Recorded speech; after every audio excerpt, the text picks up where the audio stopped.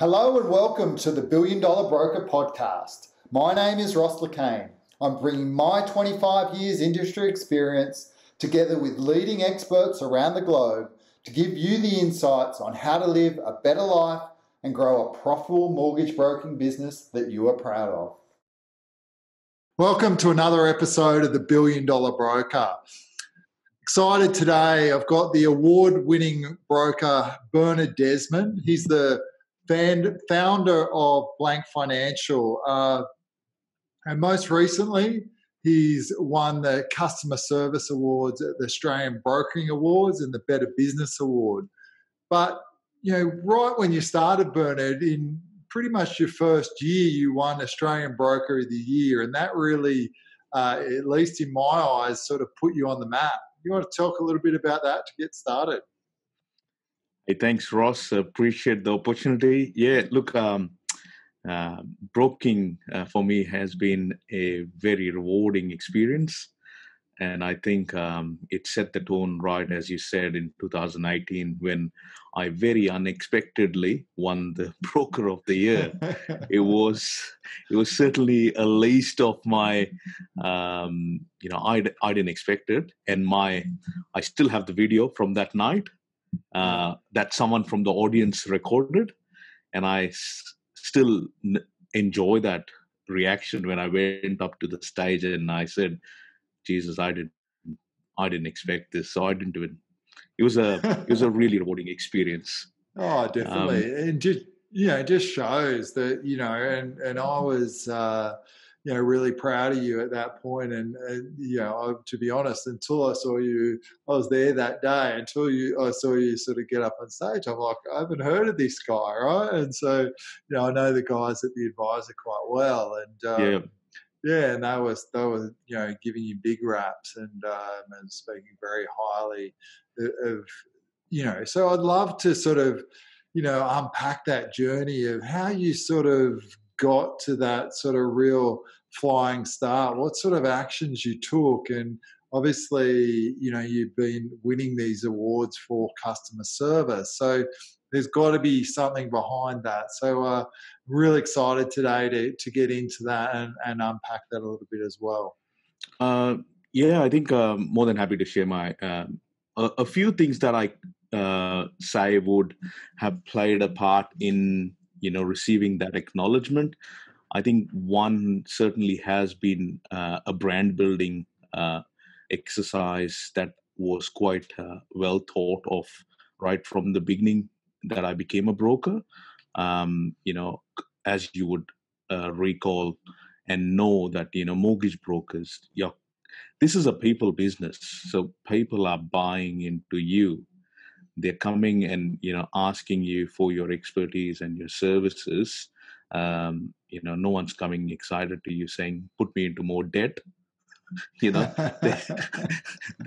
coming to you to fulfill those aspirations and goals that they've got, whether that's a first home purchase or a fifth investment property, to create wealth through property. So my role as a mortgage broker is to really facilitate that funding requirement and to make it as efficient and with least amount of friction for the clients. So when I started as a broker, I focused very much on the service side of it and just honed in my craft on, understanding bank policies, understanding my clients, and, put a little bit of personality to it by, coming up with, Bernard Desmond, the brand, and, the gifts and the small tweaks that I made. I took a lot of inspiration from real estate agents, because if you actually compare real estate agents to mortgage broking, they're quite out there with their personality. They could be working under a big brand like Ray White, but they have their own personalities under that brand, and in mortgage broking, that was not happening. So, people, while a lot of brokers do a much more better job, and there are much more bigger brokers than me, but the personality of a mortgage broker was quite behind the screen. It was just not out there, and I started doing video and gifts and customer stories, and sharing your pictures with clients, and it was all about images and bringing that personality to life through LinkedIn, through Facebook. And before I knew it, it was starting to get traction, and I suddenly became the purple cow, because my competition wasn't doing it. The bankers were not doing it, the other brokers were not doing it, and one thing just led I to the love other. that. I Yeah. love that.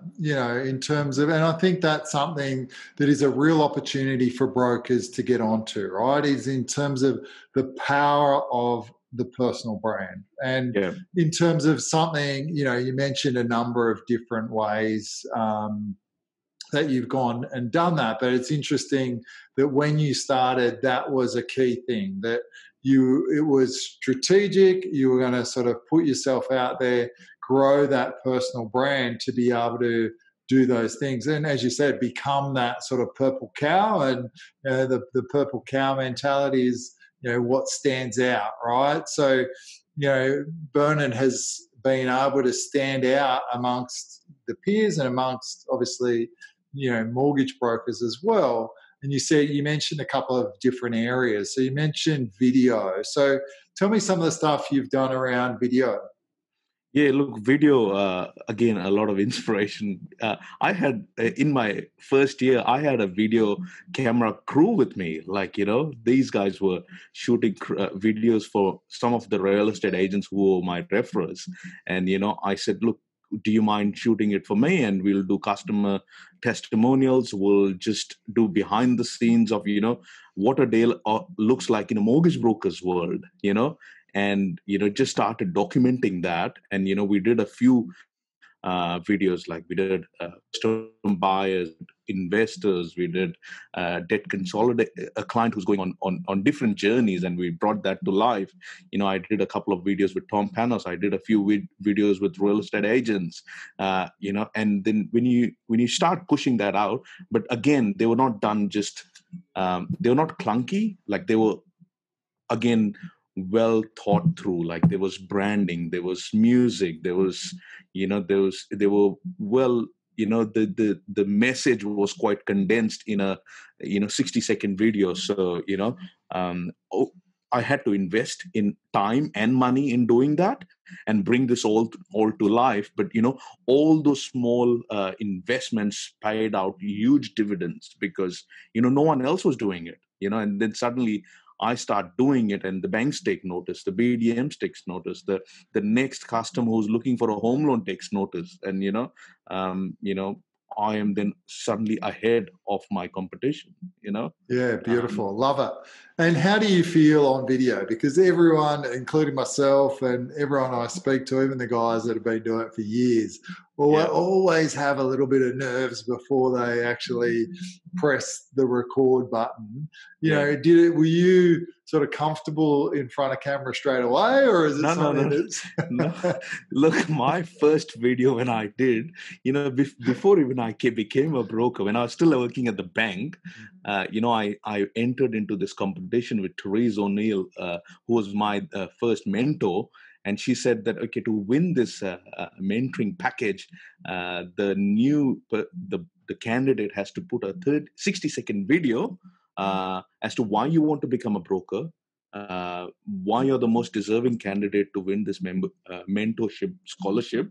And I actually, a lot of them were doing it on their phone, but what I did is I went to a professional video production company, and I said, hey, this is what I want to do, this is what we need to deliver at the end.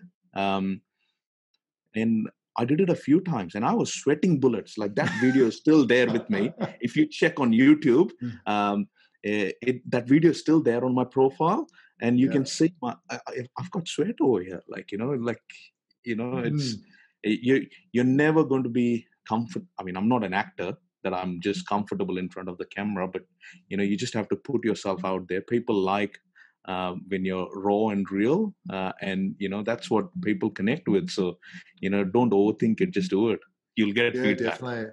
Yeah, such a great strategy because you don't need any fancy funnels or anything like that. You're putting yourself out. It's one of the benefits in this day and age that we can use video technology, and not only for social media.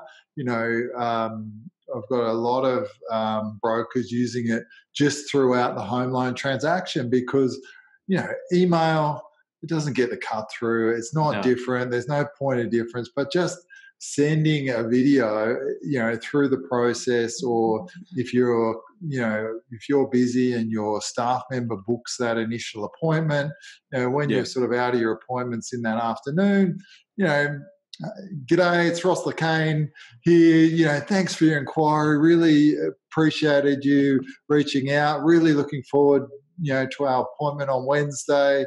Can't wait to meet you. Thanks, Ross. Right? Just something so simple, but it's just the impact that it has compared to, an email or boring email, and it's something different that can differentiate. So massive opportunity.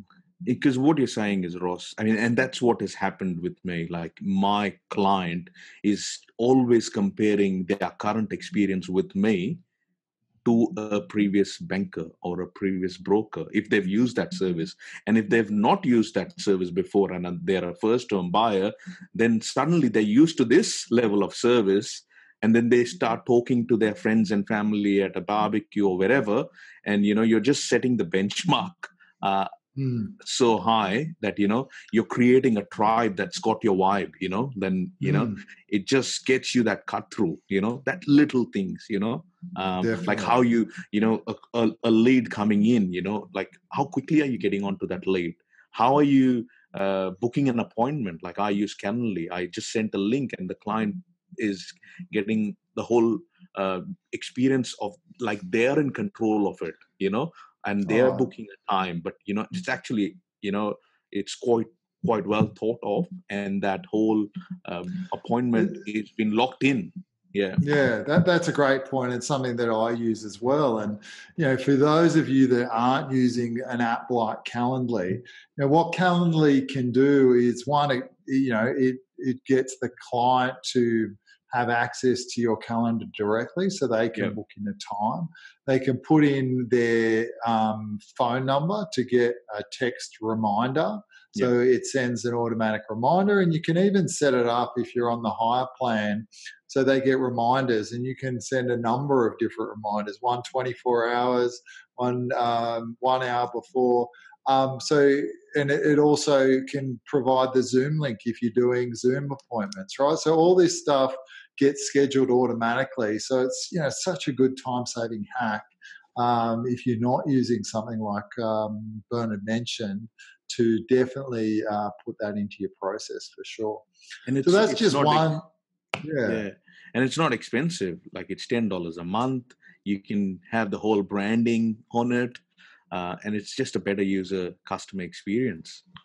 Oh, definitely. And it saves you going back and forth trying to work out a time, especially if you're a busy broker, and that time might not be available when they come to book your appointment that you've sent in the original email. So really, really good. So that's just one example. So we started at lead, and in terms of going back, speed to contact is really, really important. And it's the most important.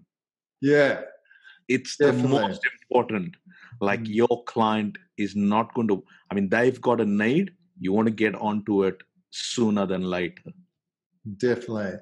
And you play in the real estate agent space in terms of, I know you get a lot of referrals from real estate agents, and I compare those leads to ice, right? Because not like an accountant or not like a financial planner, or where, they've got really trusting relationships. Quite often, they might have a conversation with a real estate agent, and, if you don't get onto that lead as quickly as possible, then again, it's like ice, it'll melt and you'll lose it, right? So I think, especially in your space that you're playing in, that's massive, isn't it?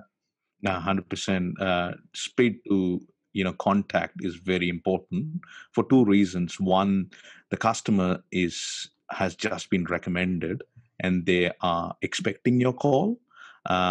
Second, it also shows to them that how prompt you are. And, it also gives you an opportunity to showcase to your referral partner how quickly you're making contact and, moving that and nurturing that to an actual transaction. So if you do that consistently, you will win. Yeah, definitely. Definitely. So let's keep moving on in terms of that. So what sort of communication then would you provide back to the agent Yeah. after, yeah. Yeah. So look, different agents function differently. So like, again, it all goes back to we're in the people business and we're all different. So, it's just about knowing your referral partner and knowing how does Ross as a referrer like me to communicate? Is he's more of a text person? I'll send him a text. Hi, spoke to John. This is where I'm at, Uh, if it's more time sensitive, and it's an urgent deal which has already got an extension, then I'll probably pick up the phone and assure them that, I'm on to it, we're moving it, we've got the client's commitment and getting things moving. Because at the end of the day, they're trying to also manage a vendor's expectation. They're trying to protect their commission through that transaction. So you got to be able to add value to them in whatever way keeps their mind at ease that we've got this for them. So Yeah. text, mobile, email very rarely. Like agents are not very email people. They're not sitting and reading emails. So for me, the most important thing is how can I make this easy for my client? And my clients are, there are three different kind of clients. One is the actual customer, second is the referral partner, third is the bank. These are my three clients. When it comes to a client, it's how do they want to be communicated? If it is text, it's text. If it's phone calls, it's phone calls. With the bank, everything's documented. But it's just make it easy for the other person to say yes. That's the goal.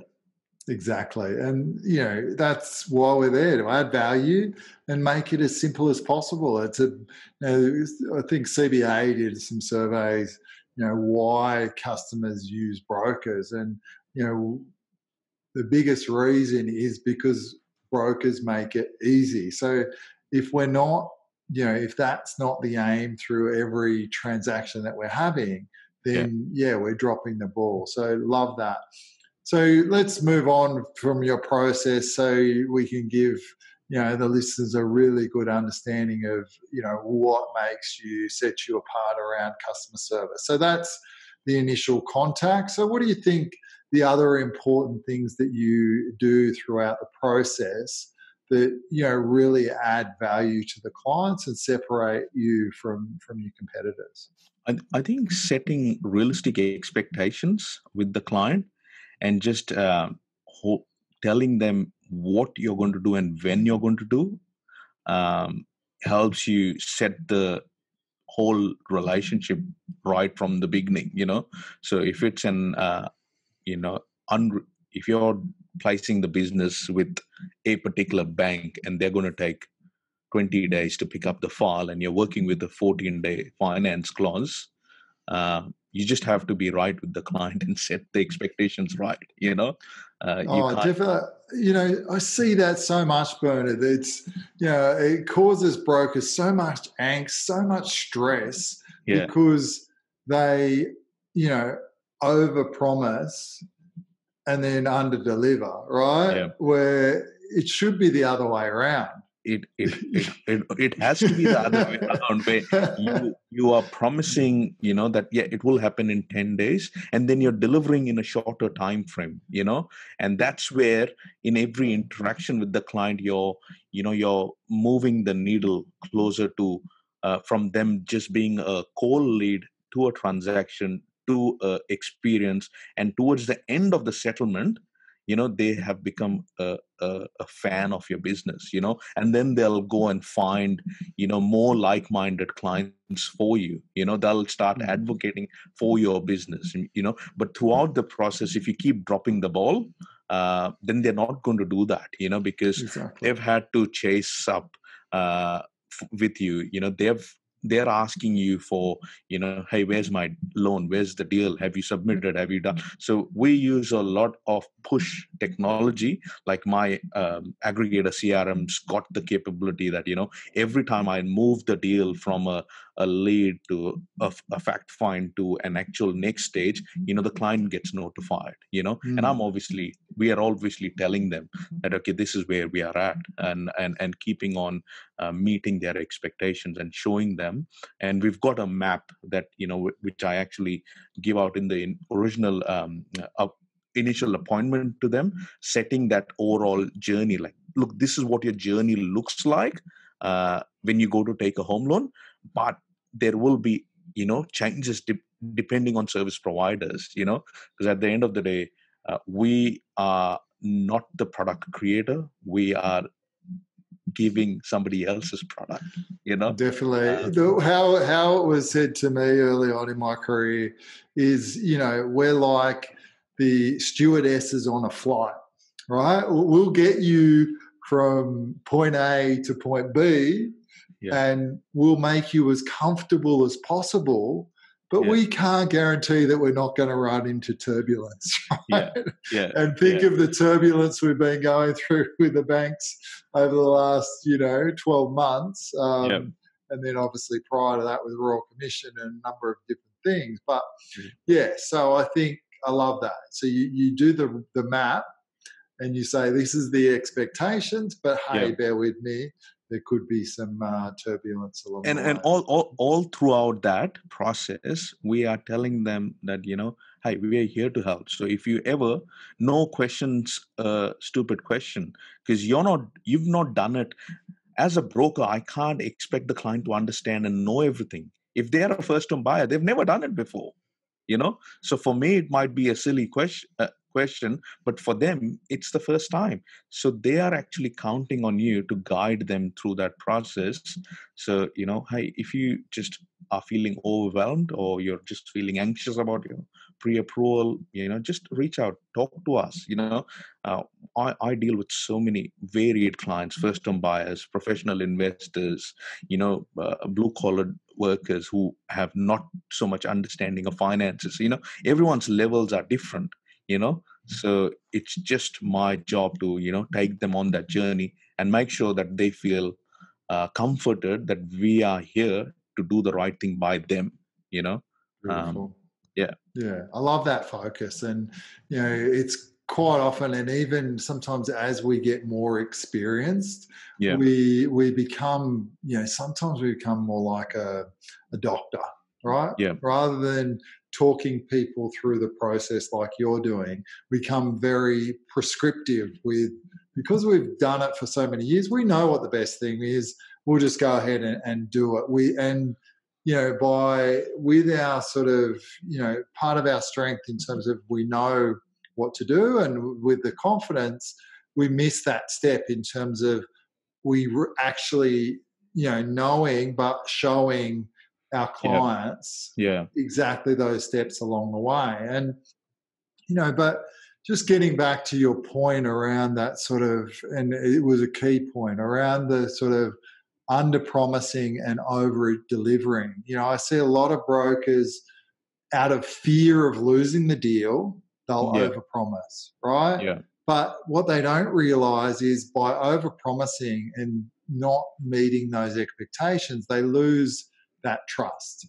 And, for a client to continue to do business with you and do repeat business, then they need that. And, from one client, the value of one client that refers someone to you every year. And, in speaking to you now, a lot of your business is coming from referrals, right? In terms of, you said you haven't had to do a lot of prospecting in the last few months because you've just got a stream of customers coming in, which is every broker's dream, isn't it? To have that stream of referrals. But if you don't under promise and over deliver, and as you said, do what you say you're going to do every step of the process, then you're very unlikely to get those future referrals or repeat business because you've, quite often you've overpromised, and you've actually let the client's expectations down. So yes, you've got them there,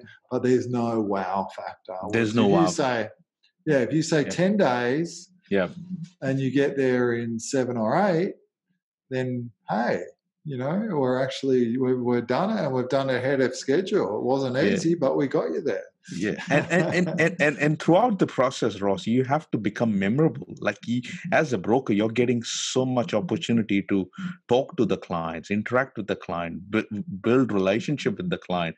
You have to become memorable. Like yes, like I can be very prescriptive, like a doctor, without having, But I think what sets me apart is I am equally excited with them about their journey. Like it excites me to see that they're buying their first house, and I'm emotionally connecting with these guys, and they can see that. You can't fake that stuff, No. Like and when your client can actually see, hey, this guy is equally excited about this whole thing. He gets us, you're just on a different level. Then it's not about price. It's not about, you're just connecting with the client, and they on a different level, and you're just moving the needle to become, a client that's going to be a client for life.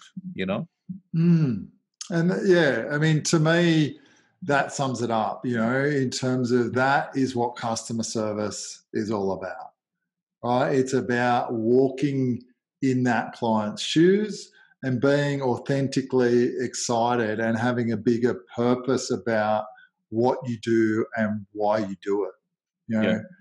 A lot of people's stress and comes because they're too focused on themselves. It's how they're feeling, rather than if they turn it around and say, hey, I'm doing it for a bigger purpose. And chatting with someone else today about what other is more important than somebody's home and their finances, right? Next to your key relationships and your kids, like that's sort of number 2. And we get to play in this space all the time, right? We are so lucky. We are so fortunate to be able to play in that space and to help people with not only their first home, but their financial situation. And I was running a coaching group this morning, and one of the questions I asked them, Bernard, was, who has asked you if you wanted to increase your wealth and potentially look at buying an investment property? And the answer was, well, no one. Right? So we have a responsibility that because we're talking to people about some of the biggest investments make, that we're sort of in the center of the wheel, right? We can connect them with whether it be a buyer's agent, a great accountant, and people that we know, which can really make significant changes to people. And it comes down to what you were saying about authentically caring about that person and their journey. Love it. It's a really key point. Beautiful, man. Like there's nothing more important than the client. Without the client, you don't have a business. We're not a big bank, like we have to be individual. We have to have a personality. Yeah, we're doing a mortgage broking as a job, and that's our obligation as lenders and all of that. But this is a people business, period. Oh, definitely. So we've touched on a couple of key things that you do differently. So in terms of, we're looking at obviously speed to contact, the way you care about the clients. We've talked about under promising and over delivering. What else sets you apart, Bernard? What else? I could be doing all of that, but how do I measure that? I have to be asking feedback from the client. How do I think I'm doing well, but are they feeling the same? So when you actually get to the end and you're asking for a Google review after or when at whatever stage in the business you ask, like we ask at the point of formal approval, because that's when they're emotionally the most charged up. Yes. Uh, when it's coming settlement time, it's gone. They're more towards moving into the house, and they've got a ton of things. It's actually the formal approval. So at the time of formal approval, when you ask for a Google review, are they going to go out of the way, give you a 5-star, share the experience? So you just keep moving the needle and get them to that point. Yeah. Love that. Love that. We used to ask at settlement, but I think that's more powerful, right? It's the whole law of reciprocity. When do they feel the most reciprocal and the most emotionally charged to do it? So what's your process for getting a Google review? It's the most bizarre process, I'll tell you. And it's the most memorable one. And, brokers can take this and copy this and tell me if it works or not. I will tell you it will work. And you'll hashtag Bernard, yeah. No, because you know what I do? So if Ross is a client, I would, call up Ross. Hey, Ross, do you have a minute? And I'm very serious in my tone. Ross, like, yeah. Look, I've just got an update from the bank. Unfortunately, I don't have good news. And I'll just pause. I've got great news, man. I don't have good news, but I've got great news. And then, you start to, you can't do that with everyone. So if a client, you haven't been able to break that ice and you're very, just, work and, very formal, don't try it on them. You need to be able to connect with the client throughout the journey. And then you do this and they'll always remember. And at that point, you deliver the good news, you deliver the great news. And then you follow that up with a Google review and you ask the client's buy-in that, hey, sending you the formal, there's a quick link. Would you mind sharing your feedback so that, because, in today's market, this is the best compliment that you can give because other buyers are reading your feedback and, then wanting to do business with us, ask them whether you can share that review and tag them in it, and, if you're connected with the client on LinkedIn, then you take that review, tag them in it, and you're going into their network then, So, if they've got 2,000 connections in their LinkedIn and they're saying that, hey, Ross has just bought a house and, he's got this great awesome experience through this broker called Bernard. Okay, we're looking for it. Our experience is not so great. Let's get to this guy, So it's all about just, those little things, how you do it, when you do it. Definitely. I love it. I love it. It's just sort of, again, a little bit different, a little bit cheeky, playing, with that connection and just sort of having a bit of fun along the way, which is great. So formal approval, we get the reviews, and then obviously it goes through your settlement process. But tell us about what you do because I was quite impressed what I saw you do at settlement for your clients. I want to talk a little bit about that as well. Yeah. Look, these days, obviously, I can't personally deliver those settlement gifts. My first option is to personally deliver it wherever I could, so that you can actually capture that that moment, and see the client and just again connect with the client personally, before that relationship then goes and they go and start repaying their home loan and all of that. Right now we send them by post, so I'll just send a note to the service provider that I use and they'll actually execute that for me, get it delivered. And look, we do it. You've got settlement gifts at the point of settlement, and then there is obviously a retention strategy after that, where you are making contact with the client, 6 months and 12 months to, now the transaction is done, but, you're wanting to be a broker for the life of the loan, not just at the point of sale, so you just want to be upfront, top of mind, um, give them something that's relevant to them, so that they feel proud to showcase it, and it just becomes again a talking point. Like some of the settlement gifts that we've given, it's not heavily branded. You will never see a loan word or a home loan on it. It's got branding on it, but it's more. Previously, I used to do my personal branding, just the initials.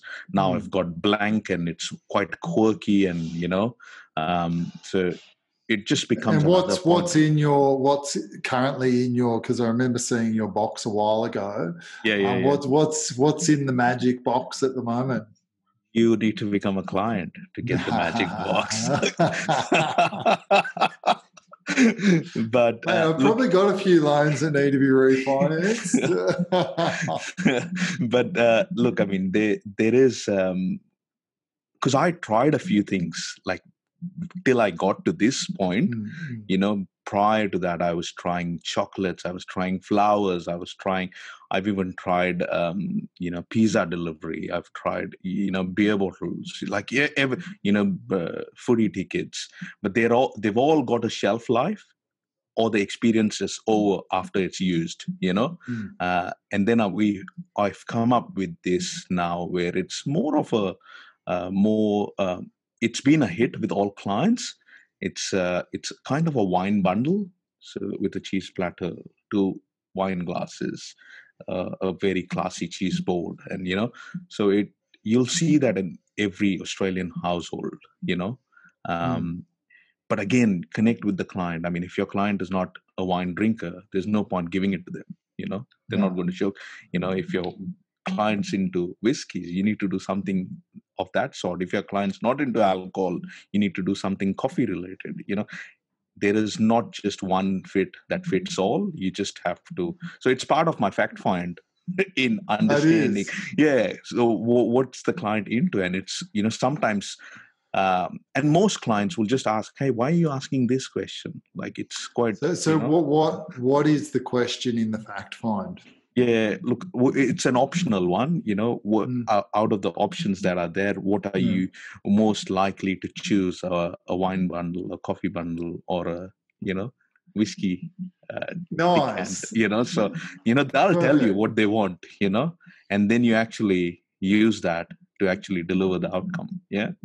Oh, great. I mean, that's, so valuable to you, and just such rich data, that you can use to, if they're, what they're into and how to connect, which is a big part of, as you said, that connecting with them on that human sort of level. Because at the end of the day, they're not prospects, they're not clients, they're people at the end of the day, people. Right? And part of the being a good broker or a good salesperson is to be a good person, right? And to connect on that deeper level, which is exactly what you're saying.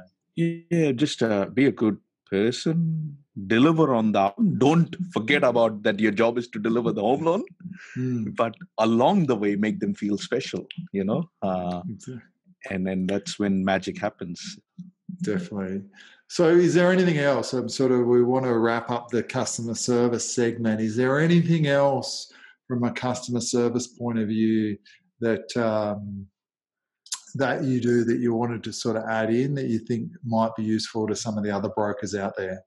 I think taking ownership of customer service. I mean, we do have problems, and I've had problems, like we've stuffed up at times. It's just telling, hey, we stuffed up, we take ownership, we'll fix it. And I've had instances where, we've reimbursed and copped the costs because we've, it's again an opportunity to showcase that, we're all human, we make mistakes, but it's how your comeback is going to be from that point, Beautiful. So yeah, customer service is really simple. Exactly. Take ownership. It's great lesson, and something we can all sort of learn from. So in terms of, and we were speaking earlier around, we all go through some sort of challenges in our broken career. And you Yep. started in 2017. You've had great personal branding. You say you've got so many different awards, more awards than brokers have been in the industry for a long, long time. Yeah. So, but what are some of the challenges that you faced or setbacks that you have faced? Because I think it's it's important to sort of highlight, because with the things that you went through is common to what other people will go through on their journeys as well. Yeah, yeah. Look, challenges. I think if I look back 3 years into broking now, I think my biggest challenge has been staffing and managing and retaining staff. I'm a good salesperson. I can be a good creative marketer and deliver really good experiences with home loans. Staffing has been a challenge. Just challenges like any small business has. I've grown very quickly from starting out of my garage to moving into a shared office, and then into a bigger office space. So um, you know people, you have to just realize that you're running your own race and you're not competing with anyone else. Um, you know we can all get consumed with, there is an element of tall poppy syndrome that I have faced in the last couple of months, and I speak about it quite vocally to my inner circle and people that know me quite well. So we just need to be truthful to ourselves and know that you're not here to compete with anyone else, but with yourself. And if you can get better and be just a good person, I think challenges are part of the process. Ross, I've spoken to you quite a lot. So yeah. Definitely. And I love that point about competition. Like, why do we not stay in our own lane? Why do we always feel the need to look over our shoulder? And, and as you're saying, you've got people sort of from having tall poppy syndrome, where they're not only just staying in their own lane, but they want to actually, they don't fully understand what you're doing, because they don't understand how you're personally branding and what that means to your personal success, but see it as something that they almost need to pull down. Like, that part of the business, just doesn't get me. And you know what I'm like, I'm abundant, I give abundantly, and share these and do these types of podcasts to really help others. And you've given so much today, that the brokers can, definitely use and take away. So definitely the opposite to, being a tall poppy, that's for sure. So I want to sort of wrap this up, but one of the questions I ask a lot of my guests is, if you had sort of one piece of advice for, either, brokers getting in or brokers looking to scale their business, what's that piece of advice that you would, give that broker? I think the most important advice, and I've personally done it, I wouldn't just give advice just for the sake of giving. Don't do it alone. Someone before you has walked that path. If you're looking at wanting to become the best broker that you can be, try and connect with like-minded people who've been down that path. Like when I started early in my mortgage broking career in 2017, I had a mentor early, before even I became a broker. And I didn't need to have one, because I came from a lending background, but I knew the value that this person would bring, because that person would bring years of experience and all the problems that she's probably seen with other brokers in the making. So I didn't want to make those mistakes at the expense of my client. Like today, 3 years into it, my challenges are different. they are not the same that were 3 years ago or what they were last year. I'm on that growth curve now, and it's all about building this business to the next level and, bringing that vision to life. So, who can I partner with? Connect with like-minded people. This is a people business. This is an energy business. So, if you speaking, don't do it alone. That's my, you'll get to your goal much more quicker with the help of like-minded people around you, such as, what you're doing through your coaching with your group of people. Yeah. Definitely. I couldn't have said it, and I didn't pay him for that plug, by the way. No, No. he didn't. The other important point, Ross, is just be a genuinely good paper, because your brand is going to be important. It's about what people talk about you when you're not in the room. Like, for example, if you don't know me and someone from the advisor is talking about me, they've had that experience. So if you're being an idiot to a BDM just because the file's not gone your way, or an idiot to a credit officer, and then they go and complain about, it's your brand. You have to be a good person. Not everything is going to go to plan. Just find a way, make it work. We're not always going to have our wins our way, but just everyone's doing a job, and your job is to, do your job, but not at the expense of making someone else feel below you. Just be a nice person. Oh, definitely. Love that. And I think that's a great way to sort of wrap this up in terms of, just go out there and serve, be a great person, and give freely to others, just like Bernard's done on this podcast today. So really appreciate you coming on the show, and really have, myself, I've gained a lot from you. And so I'll sort of take that on and share that as well. So thanks, Bernard. Thanks, Ross. Look forward to doing your loans soon. Cheers, man. Take care. Cheers. All right, this has been another episode of the Billion Dollar Broker podcast. Please feel free to give us a 5-star rating. If you want to subscribe, we're on Apple, Spotify, SoundCloud, or where you get your podcasts. We also have a group called the Billion Dollar Broker Group on Facebook. Request to join, and we'll be sharing this and so many different resources and creating a real community. So please join. And if you're interested in my services, whether you want to be coached, please get in contact. I'd love to hear from you. All right. Thanks again. See you next time.